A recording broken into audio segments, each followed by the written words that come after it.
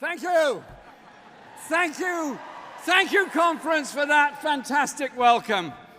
And I want to start in the way that I know you'd all want me to start, by thanking the workers, the fantastic staff at this conference centre,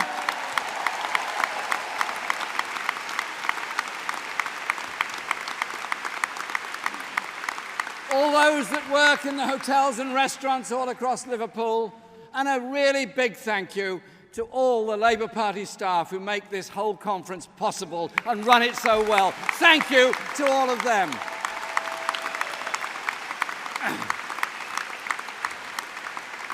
And a huge, huge thank you to the people of Liverpool.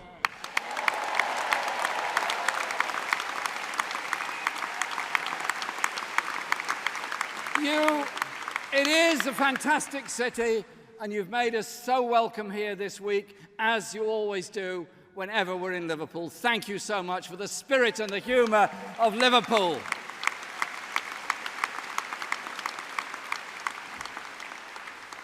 And if I could also do this, I want to say a big thank you to all of my family for the support that they give me and the help and advice that they give me.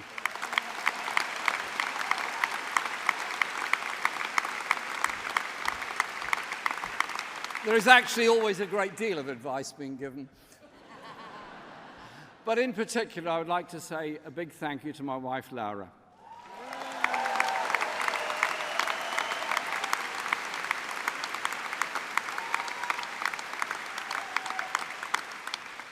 Tu eres mi fuerza y mi apoyo. Gracias, Laurita.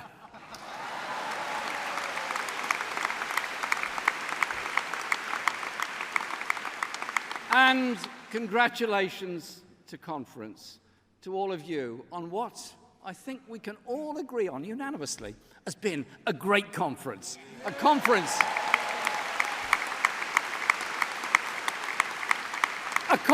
of a Labour Party that's ready to take charge, to start the work of rebuilding our divided country. This year, we mark the centenary of the Representation of the People Act, which saw 8 million women getting the vote for the first time, along with 5.5 million working-class men. We now have more women members of the Labour Party than the entire membership, male and female, of the Conservative and Liberal Democrat parties put together.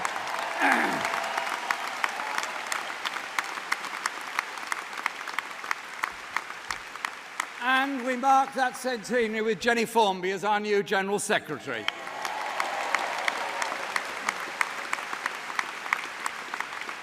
I've known Jenny for many years. Her integrity, her determination, they are real assets to our party. And since Jenny took over, we've registered significant electoral successes. In May, we saw the only bit of blue in Greater Manchester turn red as Labour won back Trafford Council.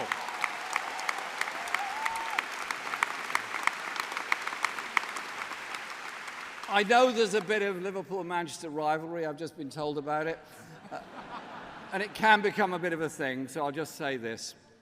There's not a single Conservative councillor on Merseyside either.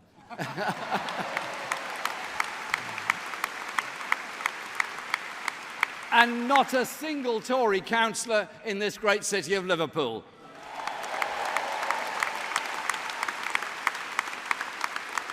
And across the country, we built on the gains Labour made in the general election. In the South West, we won back Plymouth. Well done, Plymouth.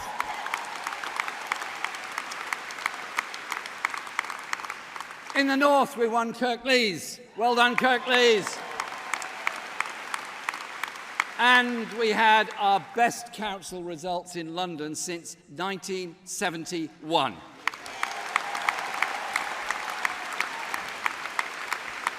In Scotland too, Labour is once again offering a message of hope and real change. The choice is clear: investment and a fairer society under Labour, or austerity under the Tories, timidly accepted by the SNP.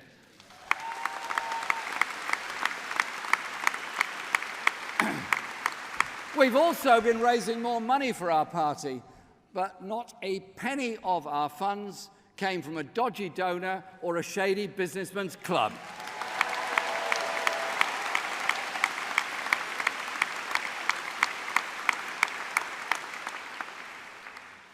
Our money comes from hundreds of thousands of people across our country who believe in what we all stand for. So I don't have to play tennis with an oligarch in order to keep the party organisation running.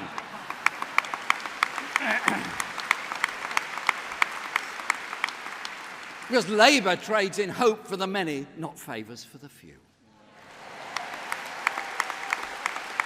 Our mass membership is not just a source of funds, of course.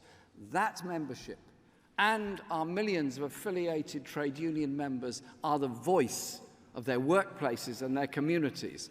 And with our new community organisers, we will anchor everything we do in people's day-to-day experiences.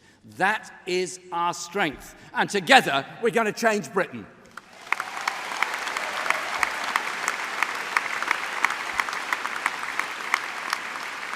Those of you with eagle eyes may have noticed that not everyone is entirely happy about all of this. It turns out that the billionaires who apparently own the bulk of the British press don't like us one little bit. Now, it could be because we're going to clamp down on tax dodging, or maybe because we don't fawn over them at white tie dinners and cocktail parties, or it could even be because Tom Watson has been campaigning for a second part of the Levison media inquiry to be set up. Thank you, Tom.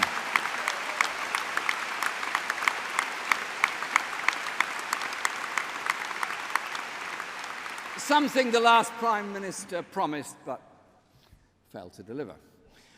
We must and we will protect the freedom of the press to challenge unaccountable power. Journalists from Turkey to Myanmar and Colombia are being imprisoned, harassed, and sometimes killed by authoritarian governments and powerful corporate interests, just for doing their job of trying to find out the truth of the oppression that happens in their societies. But here, the free press has far too often meant the freedom to spread lies and half-truths and to smear the powerless, not take on the powerful.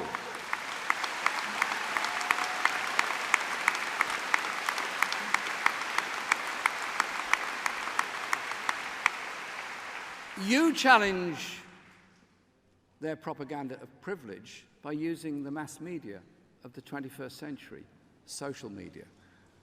And we'll do it in traditional ways too, on the doorsteps, in the town centres, at the school gates, in the community centres, so that people know there is a Labour Party that will stand up for them and is ready to rebuild and transform Britain.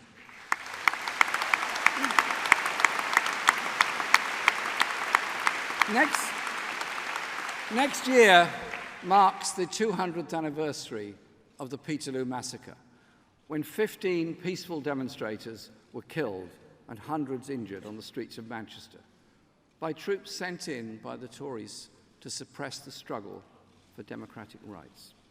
The great English poet Percy Shelley wrote a poem about the massacre, and that was the origin of our slogan, "For the many, not the few." Among those killed at Peterloo was a man named John Ashworth and a woman named Sarah Jones. In the next Labour government, our very own John Ashworth as Health Secretary and Sarah Jones as Housing Minister will be carrying forward the struggle to protect and extend democratic rights, hopefully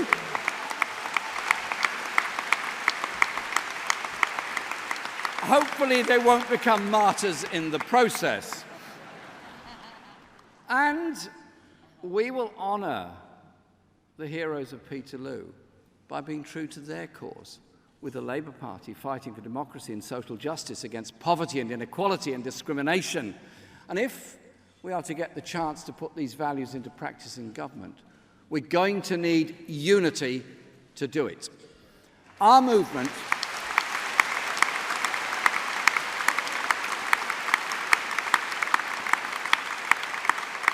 Our movement has achieved nothing when divided.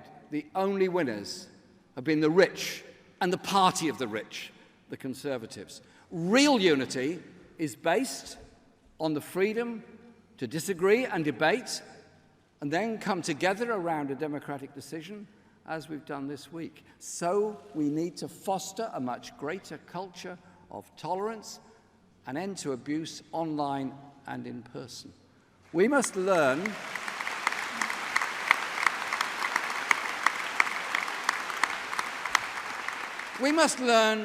to listen a bit more and shout a bit less, to focus on what unites us, to accept losing a vote while maintaining the right to pick up the debate again. We are on a journey together, and we can only complete that journey together.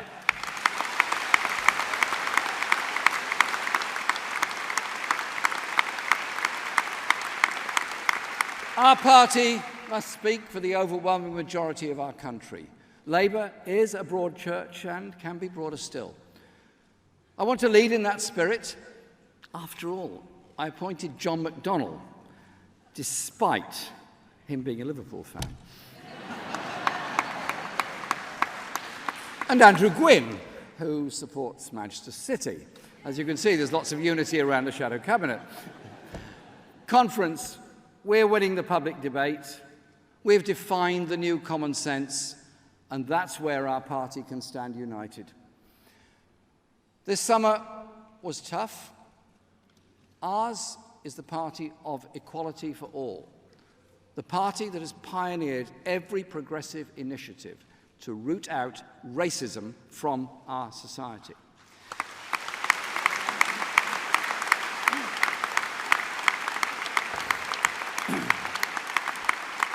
But conference, being anti-racist means we must listen to those communities suffering discrimination and abuse.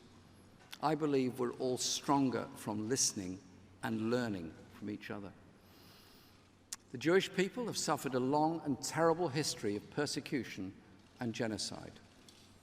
I was humbled to see that in a memorial 2 years ago when I visited the former Nazi concentration camp at Terezin in the Czech Republic. The row over anti-Semitism has caused immense hurt and anxiety in the Jewish community and great dismay in the Labour Party. But I hope and believe we can work together to draw a line under it. I say this to all in the Jewish community. This party, this movement, will always be implacable campaigners against anti-Semitism and racism in all its forms. We are your ally.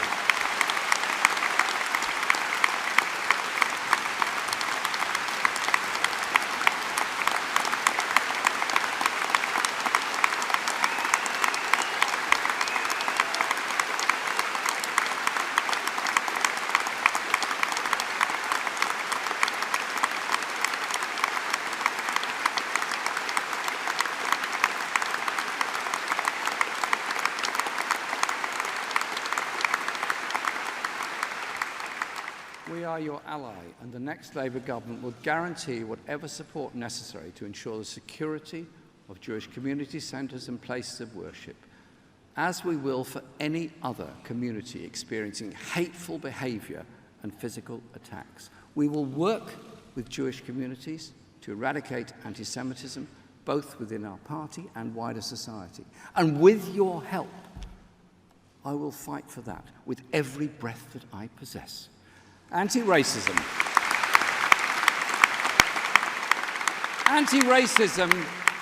is integral to our very being. It's part of who you all are. It's part of who we are, of who I am.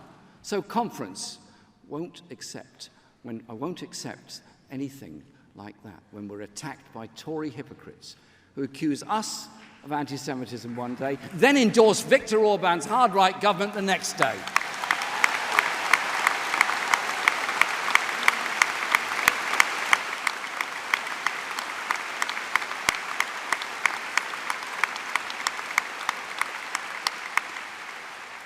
Or when they accuse others of racism while they work to create a hostile environment for all migrant communities. We can never be complacent about the scourge of racism. Race hate is a growing threat that has to be confronted, not just here in Britain, but across Europe and the United States. The far right is on the rise, doing what they always do, blaming minorities, Jews, Muslims, migrants, for the failure of a broken economic system.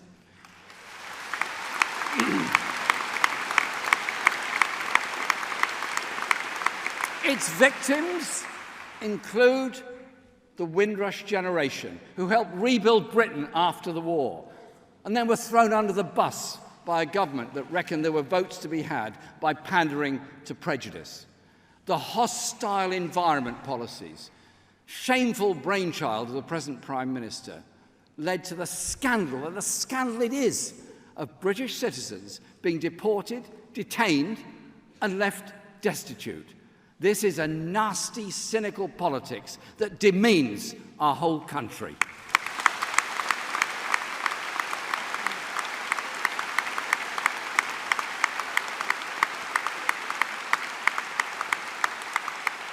And the Tories still haven't learnt.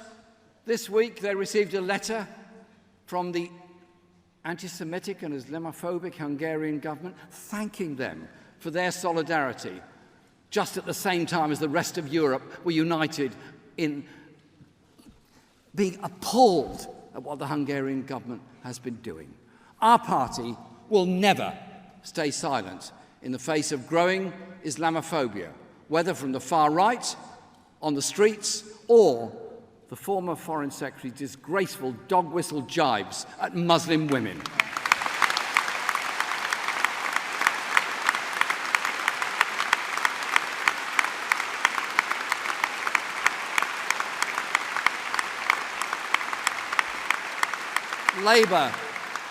Labour will work to bring communities together.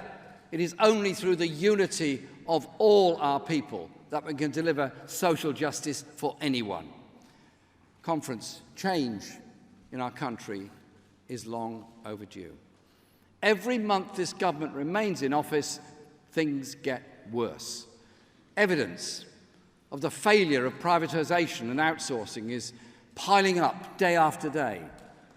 What's long been a scam is now a crisis. Just look at the last few months. The Birmingham prison, run by G4S, had to be brought back into public ownership after the Chief Inspector of Prisons described it as the worst he'd ever visited. The privatised probation service on the brink of meltdown. Richard Burgon, the next Secretary of State for Justice, will end this scandal. On the railways, the East Coast franchise has collapsed for the third time in a decade, bailed out yet again by the taxpayers. Do you know what? You get on a train at King's Cross, and you never know who'll be running the train by the time you get to Edinburgh.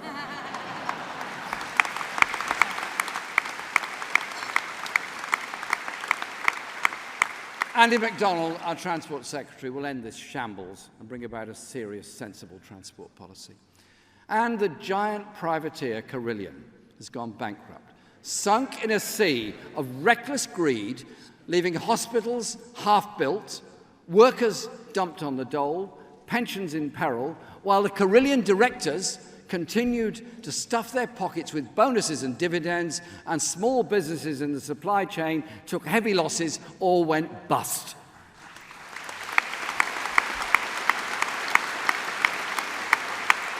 And speaking of bankruptcy, the Tories are now extending it into their own backyard.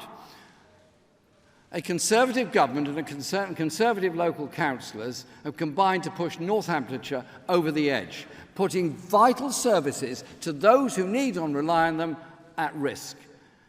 8 years of destructive austerity and obsessive outsourcing have left either councils teetering on the precipice too, and this government must be held to account for their social vandalism they're carrying out across the country.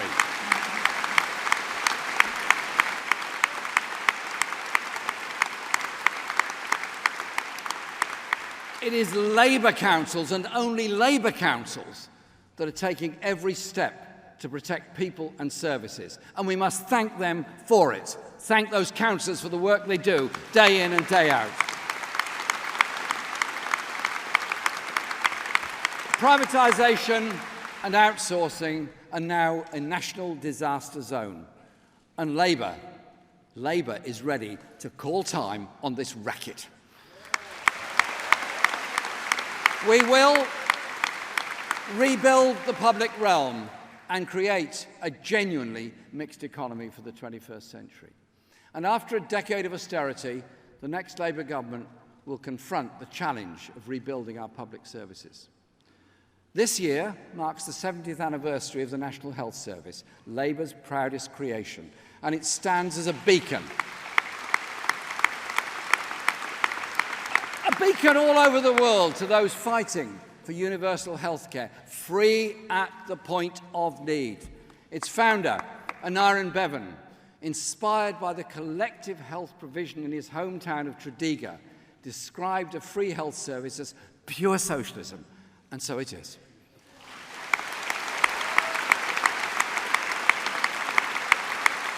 We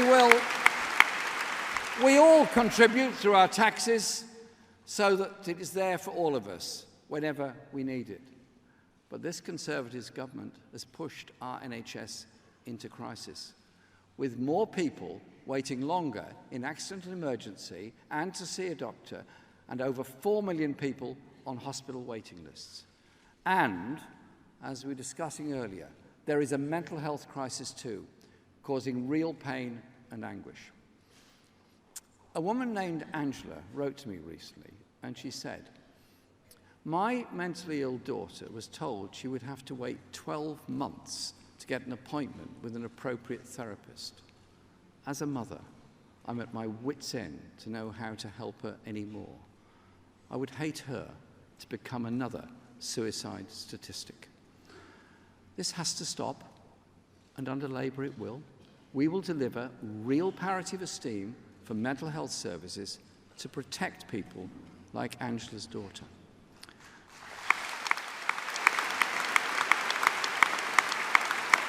Then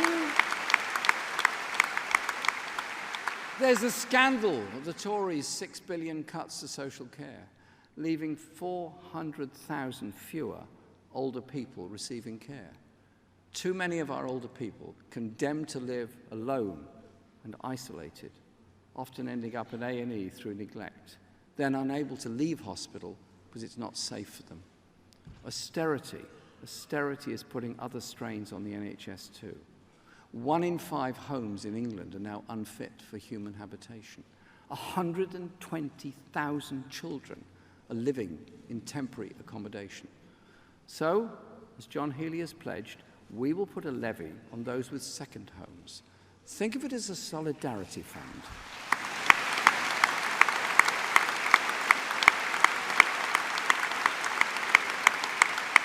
A solidarity fund for those with 2 homes to help those without any home at all.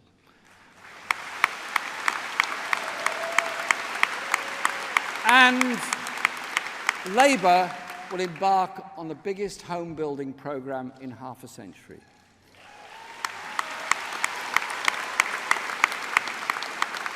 Meanwhile, for too many people, social security has become a system of institutionalised bullying and degradation. The Tories have created a hostile environment for disabled people. Hundreds of people from all over the country write to me about it every week. People like Richard, who says this: "My wife was diagnosed with progressive multiple sclerosis 20 years ago. A few months ago, we were told she needed to reapply for personal independence payments. She had an assessment by somebody who was not medically trained. We've now been told that all her benefit will be stopped." And he adds, I have tried to be her rock, but the stress and suffering I can see my wife going through is so very cruel, and I've had to put myself on antidepressants. These are human consequences of a Tory government that puts tax cuts for the wealthy ahead of care for the disabled people of our society.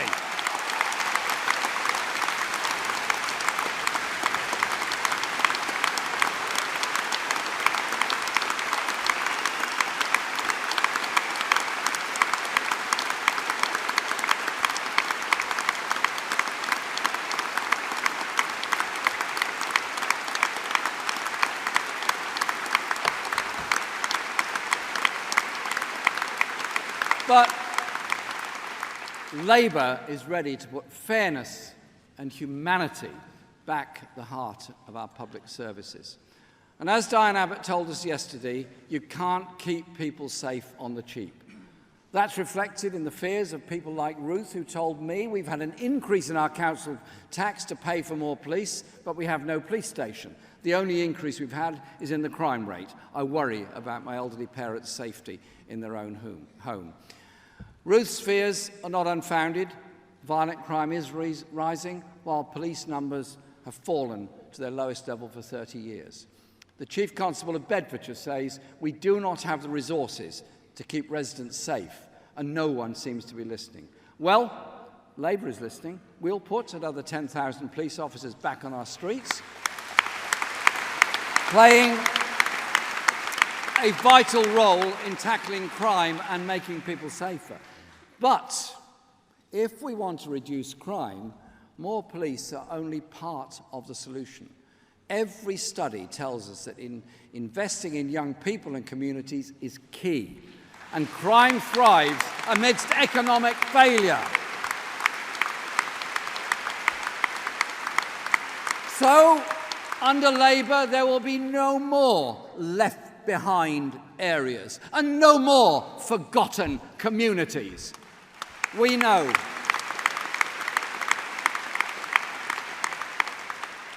the earliest years are a crucial time to open up children's life chances.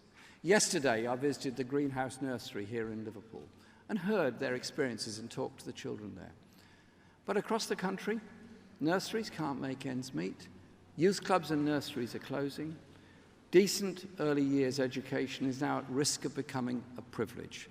Families most in need are not even entitled to it, and many who struggle to claim it because of the system's fragmented and underfunded nature. This government's limited childcare pledge has turned out to be free in name only. So today, I can announce that Labour will make 30 hours a week of free childcare available for all 2-, 3- and 4-year-olds.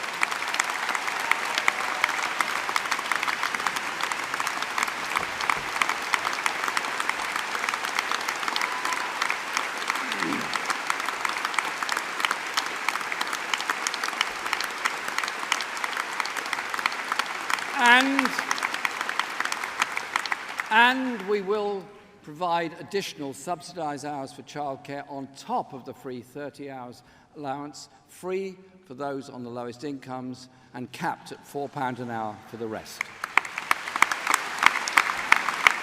Labour will also invest in the people who care for and educate our children. We'll raise the standards of childcare across the board with a 10-year plan to shift to a graduate-led workforce and improve the pay and skills of all childcare staff.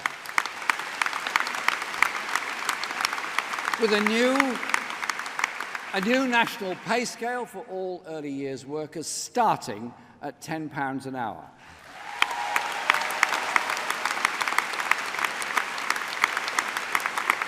This is an investment and a pay rise for a workforce, 98% of whom are women and 85% of whom earn around the minimum wage. Patchy support for childcare is holding back too many parents and families and the life chances of too many children. This universal, free, high-quality childcare will benefit parents, families and children all across our country. Driving up standards for childcare will make the vital difference for millions of our children. Labour is offering a long overdue change that will transform people's lives and meet the needs of the 21st century Britain for all. We're talking about rebuilding Britain this week, but I also want to make an appeal to the older generation who built modern Britain. It was you who rebuilt our country after the war, kick-started our economy, built our NHS, and created our social security system. It was your generation that built the council housing, won our rights at work, and made our country a better place for all. It was your work and taxes that paid for a better retirement for those who went before you. So we owe it to you, the older generation, to rebuild Britain so you have peace of mind and dignity.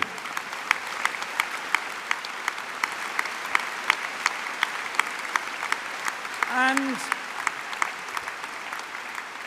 we will fulfil that obligation with a triple lock on pensions, protected, along with the winter fuel allowance, a bus pass, and a national health and care service that can look after you and your families with the respect that you deserve. This is solidarity between all generations.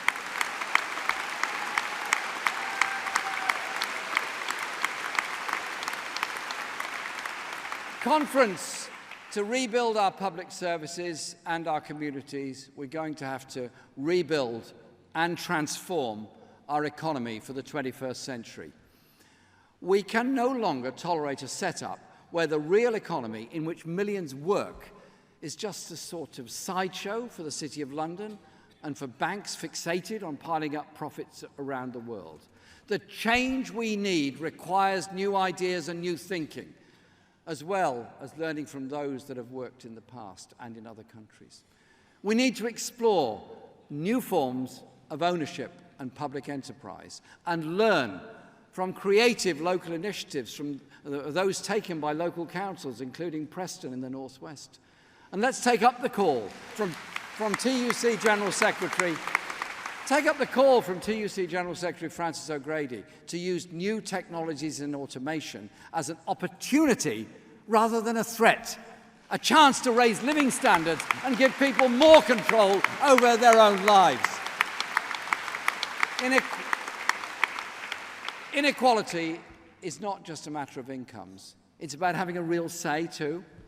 That's why we're not only determined to rebuild our economy, communities and public services, but also to democratize them and change the way our economic system is run in the interests of the majority. John McDonnell's proposals for inclusive ownership funds will mean workers sharing more fairly in the rewards of successful businesses. And I listened carefully to the words of the Archbishop of Canterbury, Justin Welby, and read the excellent Commission on Economic Justice report he was involved in, which rightly argued economic justice needs to be hardwired into the way the economy works. The 19th century Chartist leader and poet, Ernest Jones, wrote this: "And what we get and what we give, we know, and we know our share. We're not too low, the cloth we weave, but too low, the cloth to wear." He was making the point that workers know the reality and injustice of their position. Labour believes a worker's position is on the board.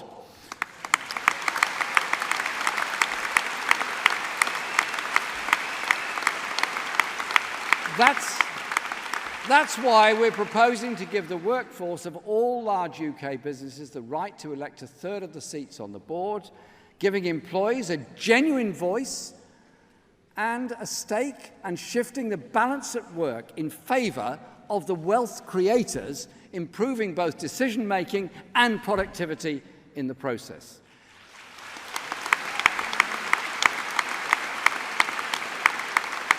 Decisions taken in boardrooms affect people's pay, their jobs, and their pensions.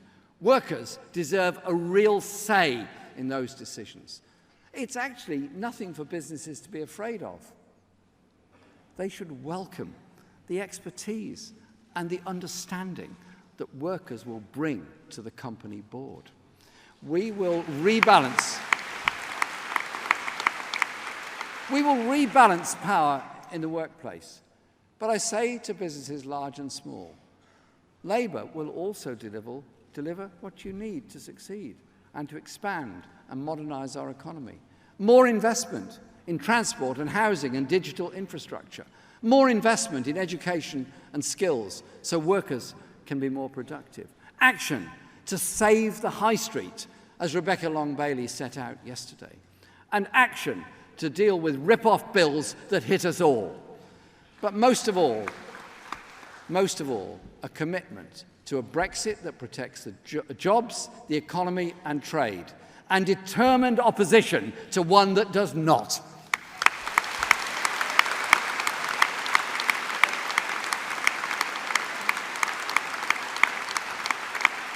Ten years ago this month, the whole edifice of greed is good, deregulated financial capitalism, lauded for a generation as the only way to run a modern economy, came crashing down to earth with devastating consequences.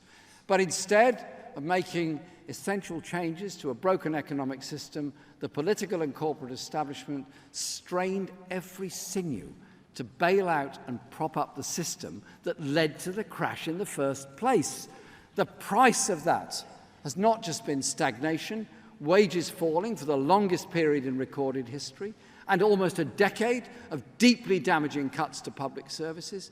It's also fueled a growth of racism and xenophobia and has led to a crisis in democracy both at home and abroad. People in this country know that the old way of running things is not working anymore.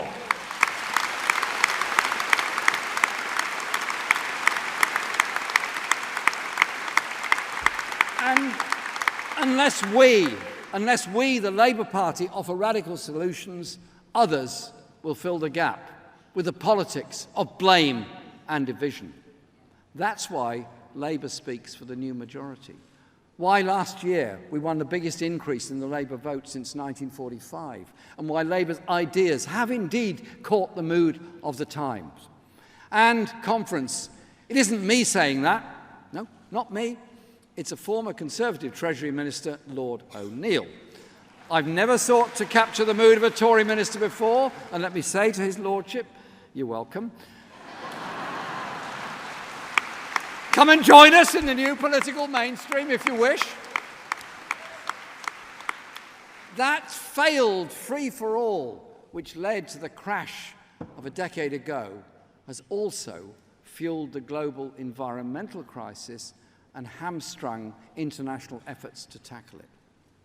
There is no bigger threat facing humanity than climate change.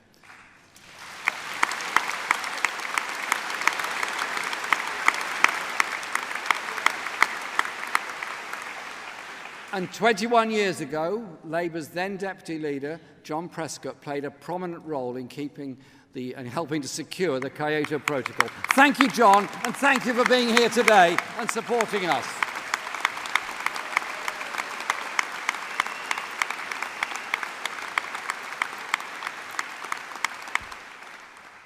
That united the world's major economies behind an agreement to cut carbon emissions and oblige them to give poorer countries access to low-carbon technology.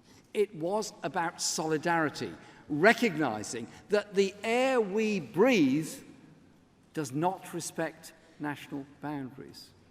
And we all have an interest in every nation of reducing emissions and giving us all cleaner, less polluted air. The contrast with the America First posturing of Donald Trump and his decision to pull out of the Paris climate change accords could not be sharper. We only have one planet, so we must re-engage with countries seeking to walk away from Paris. We must also lead by example.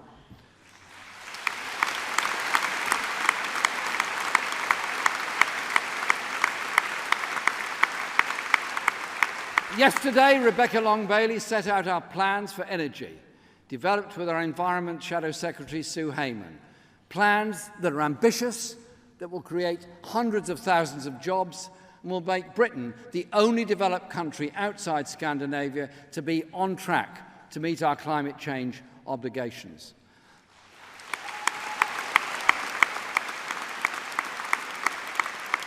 That will mean working with unions to ensure jobs and skills are protected as we move towards a low-carbon economy, and working with industry to change the way we build, to train the workforce that will retrofit our homes and work in the new energy industries too.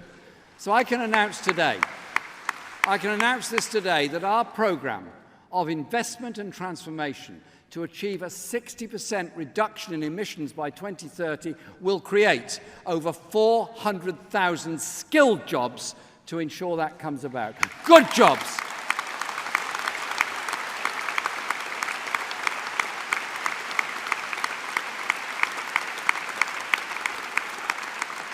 Good jobs based here and on union rates, bringing skills and security to communities all over the country that have been held back for far too long. And we will go further with plans to reduce greenhouse gas emissions to zero by the middle of the century. And I am determined that we achieve that.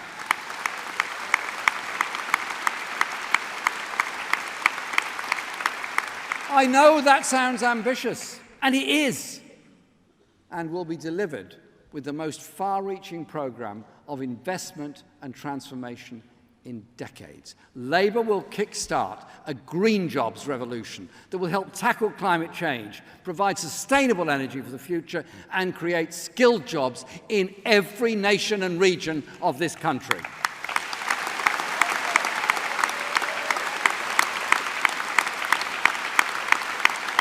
But it's not just the economic system that is unsustainable. Britain's relationship with the rest of the world, our foreign policy, is no longer sustainable either. We're entering a new, fast-changing and more dangerous world, including the reckless attacks in Salisbury, which the evidence painstakingly assembled by the police now points clearly to the Russian state. When President Trump takes the US out of the Paris Accord and tries to scrap the Iran nuclear deal, moves the US embassy to Jerusalem and pursues aggressive nationalism and trade wars, he is turning his back on international cooperation and even on international law.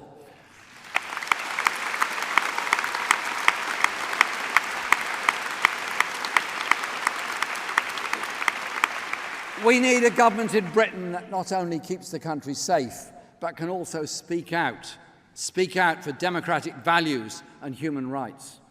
Today's Conservative government continues to collude with the disastrous Saudi-led war in Yemen, turning a blind eye to evidence of war crimes and the devastating suffering of millions of civilians. That's why I was honoured to attend the vigil this week held in Liverpool by the Yemeni community in protest against what is taking place.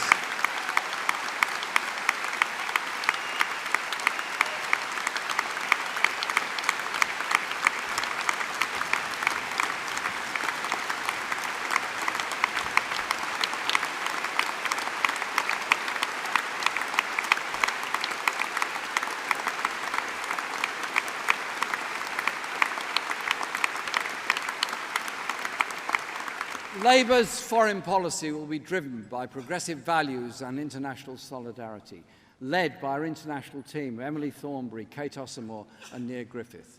This means no more reckless wars of intervention like Iraq or Libya. It means putting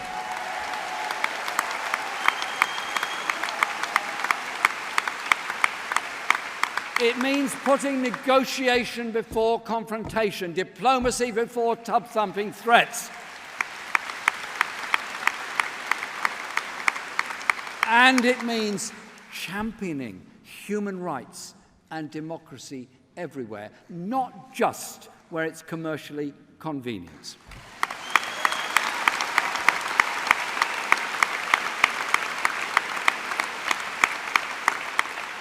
And working to resolve the world's injustices, not standing idly by, or worse, fueling them in the first place. Sometimes our hopes can be betrayed. Many of us campaigned for the release of Aung San Suu Kyi, imprisoned by the Myanmar military for fighting for democracy. Today, the Myanmar military government, which Aung San Suu Kyi nominally leads, stands accused of grave atrocities against the Rohingya people. Nearly 1 million have fled to neighbouring Bangladesh, and women and girls in particular face appalling violence. We demand that the Myanmar government ends its horrific ethnic cleansing and allows the Rohingya people to return home and rebuild their communities and their lives in safety and security.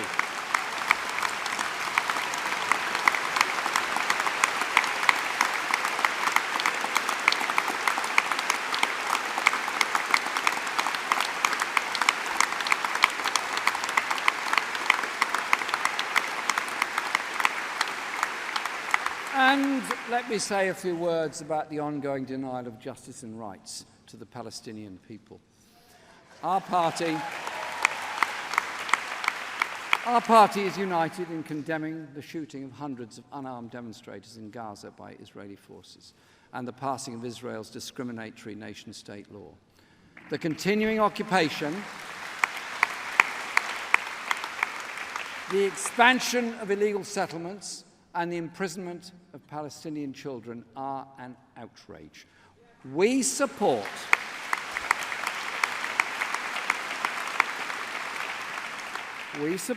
a two-state solution to the conflict with a secure Israel and a viable and secure Palestinian state.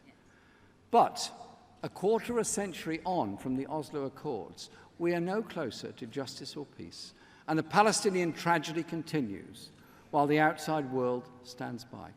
As my great Israeli friend, the late Uri Avnery, who sadly died a short while ago, put it to me, what is the alternative to peace? A catastrophe for both peoples. And in order to help make that two-state settlement a reality, we will recognise a Palestinian state as soon as we take office.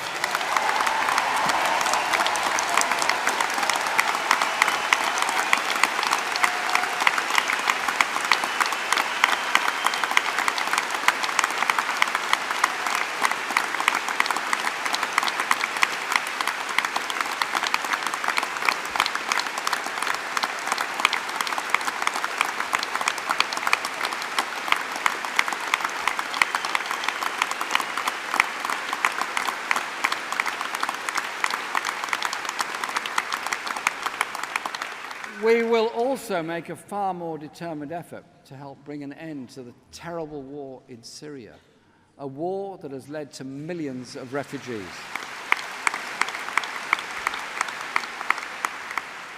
Some of whom I met in Jordan this summer, wonderful, brave people, desperate to go home, desperate to see peace, wondering how their families are getting on at home a short distance away, and whose plight Alf Dubs described so powerfully yesterday. Alf, thank you for that, and thank you for all you do for refugees all the time.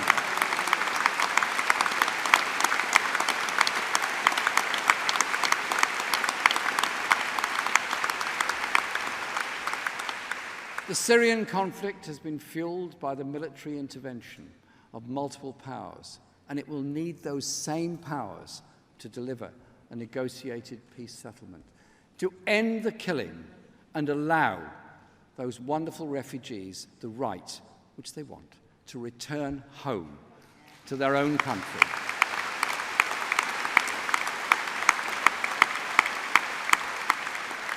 But Labour's plans to rebuild and transform our country and its relationship with the rest of the world having to be made against the backdrop of huge uncertainty about Brexit.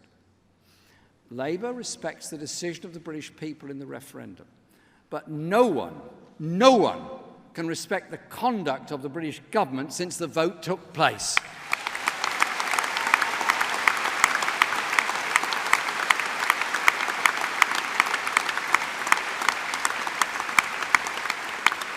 We all hoped that the people's decision would be followed by effective and responsible negotiations that would protect living standards and jobs.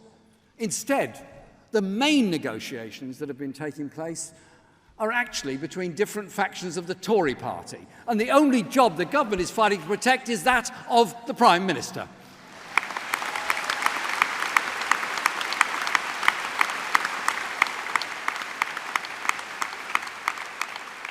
Theresa May used to say that no deal is better than a bad deal. Yet now, after 2 years of botched negotiations, she's threatening the country with just that choice: a bad deal or no deal. That is a threat to our whole economy, especially our manufacturing industry, and to the tens of thousands of skilled jobs in the supply chains here in Britain. Now, time is running out. Companies are losing patience in the absence of any clarity from the government. They are planning to relocate jobs abroad and in taking investment with them. Some have already started, and I fear more will follow. The Tories are well aware of this, but some see Brexit as their opportunity to impose a free market shock doctrine on Britain. The Prime Minister is in New York today, promising that a post-Brexit Britain will offer the lowest corporation taxes of all G20 nations. Handouts to the few, paid for by the many, and an already tried and failed strategy for boosting investment. Sajid Javid has set out his plan for more tax giveaways and ripping up people's pensions rights. Liam Fox is itching to secure and scrap workers' rights and privatise the NHS with a side order of chlorinated chicken. And then there's Jacob Rees-Mogg. No, Jacob has expressed his personal faith in Brexit Britain. It's personal, and he's expressed it so nicely, because he's decided to base his new investment fund in the Eurozone. The Tory Brexiteers unite the politics of the 1950s with the economics of the 19th century, daydreaming about a Britannia that both rules the waves and waves the rules.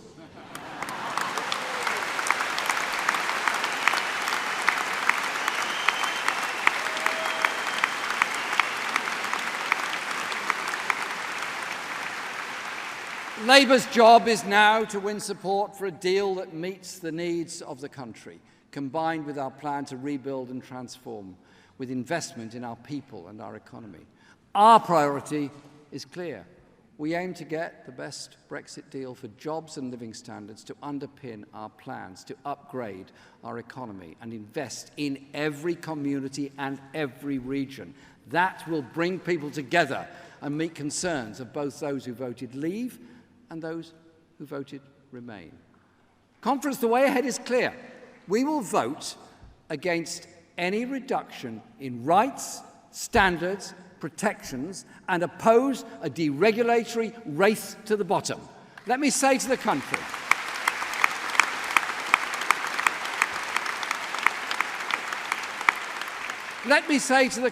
as it stands, Labour will vote against the Chequers plan, or whatever is left of it, and oppose leaving the EU with no deal.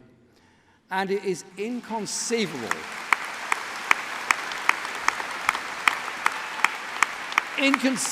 that we should crash out of Europe with no deal. It would be a national disaster. That is why, if Parliament votes down a Tory deal, or the government fails to reach any deal at all, we would press for a general election.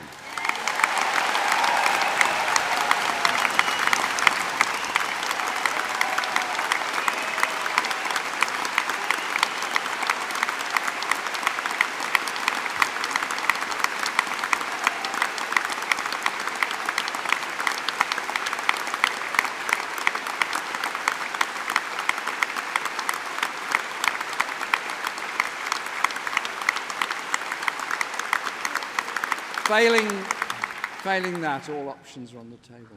Let me thank Keir Starmer, the man who would lead our Brexit negotiations.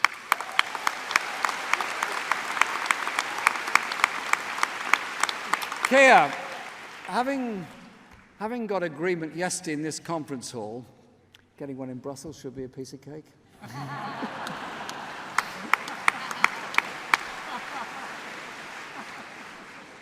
But let me also reach out to the Prime Minister. You see, I reach out to everybody who's currently apparently doing the negotiations. Brexit is about the future of our country and our vital interests. It's not about leadership squabbles or parliamentary posturing. I say this to her in all sincerity and helpfulness. If you deliver a deal that includes a customs union and no hard border in Ireland, if you protect jobs, people's rights at work, and environmental and consumer standards, then we will support that sensible deal, a deal that would be backed by most of businesses in the world and trade unions. But if you can't negotiate that deal, then you need to make way for a party that can and will.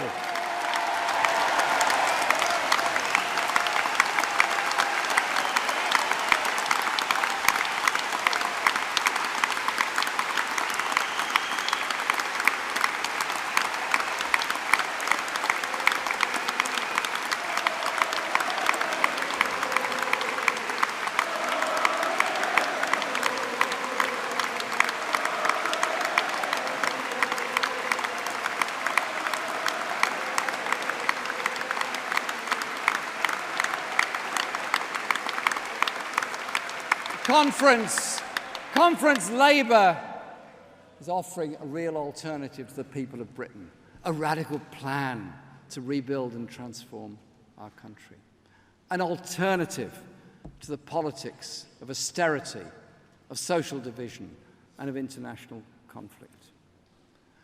Where the Tories have divided and ruled, we will unite and govern. We represent the new common sense of our time.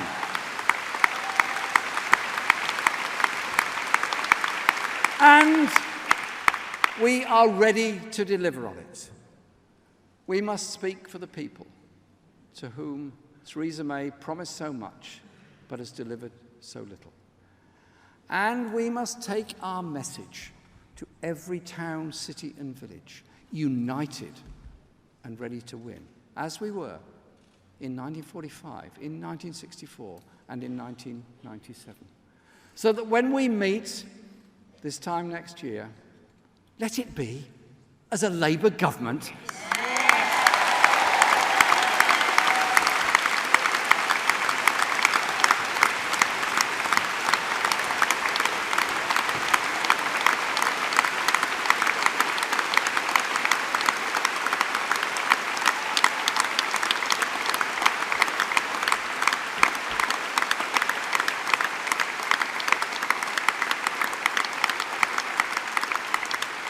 A Labour government investing in Britain after years of austerity and neglect, bringing our country together after a decade of division. Conference, let every constituency, every community know Labour is ready, confident in our ideas, clear in our plans, committed to rebuild Britain. We don't want to live in a society where some of our fellow citizens sleep rough. A strong society is one that gives all young people the chance to realize their potential, and in which all of us know that if our parents need care, they will get it. Our task is to build Britain.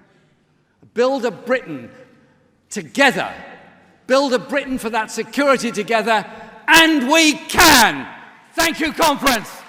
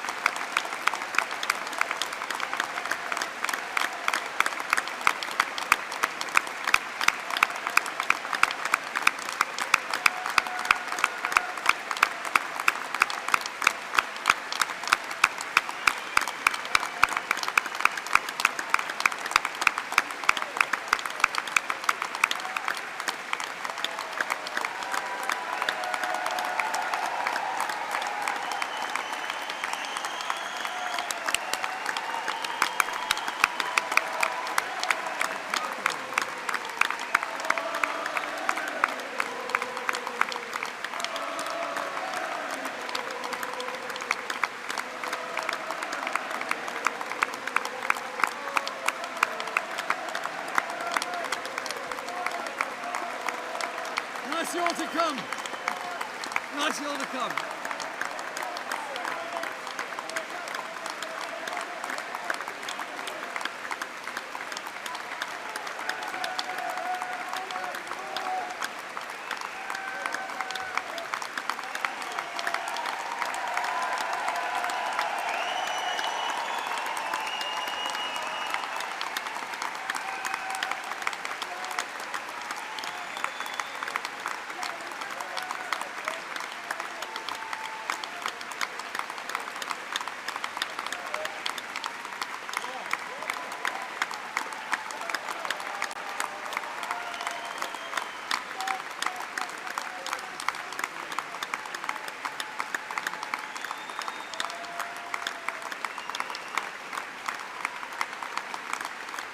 Please welcome back the Liverpool People's Choir, who will lead us in the singing of the Red Flag and Jerusalem.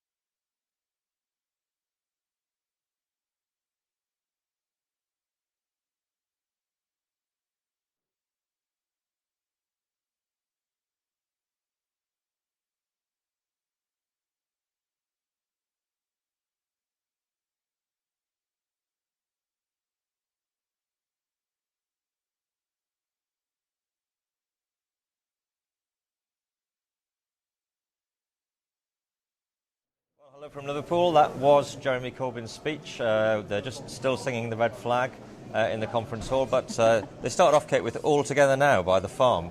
So are Labour all together now? Well, I think it was an interesting speech from Jeremy Corbyn. It was a bit of a run-through of his favourite things to talk about. So he talked about homelessness, and there were some really interesting and quite good, actually, sections in there about forgotten communities and about why Labour will offer something different to those people, which I think was quite a powerful message. But then there was all the kind of old school stuff that he said before, and the message on Brexit, and lots of foreign policy. Lots of bits of foreign policy where the party is still really divided. And of course, not very many moderates in the room today. The shadow cabinet up on the stage, but no, they not stayed very away, many didn't they? of the rest of the MPs. So let's talk about Brexit. I mean, one of the two issues that have dominated this conference, really, Brexit and anti-Semitism. On Brexit, interesting that he didn't use the phrase second referendum at all. He didn't use the phrase people's vote. When he talked about the need to have a general election if the Tories can't get a deal, and then sort of almost said under his breath that if there's no general election, all options are on the table. He sort of said that very quietly while people were still clapping, almost as if he didn't really believe it. Interesting. He joked that Keir Starmer got an agreement in the conference hall yesterday, but the idea of a general election, it's not going to please Brendan from Bristol, is it? They absolutely loved it. So they went completely nuts for it. Standing ovation, everybody on their feet, really, really, really into this idea of a general election. And you're right about his key line that obviously Keir Starmer would have been really pleased was included. This idea that actually all bets are off if they can't get a general election. He kind of whispered it, and you could blink and you missed it, really, which is quite clever, because obviously Jeremy Corbyn and Keir Starmer are not in the same place on Brexit. No, and he certainly didn't say Remain will be an option, did he? Definitely didn't. Is there anybody outside this room that would be clapping at the idea of a general election there, do you think? I think probably not, and a lot of people in the media sense are not clapping at all. No, quite. Anti-Semitism. Interesting.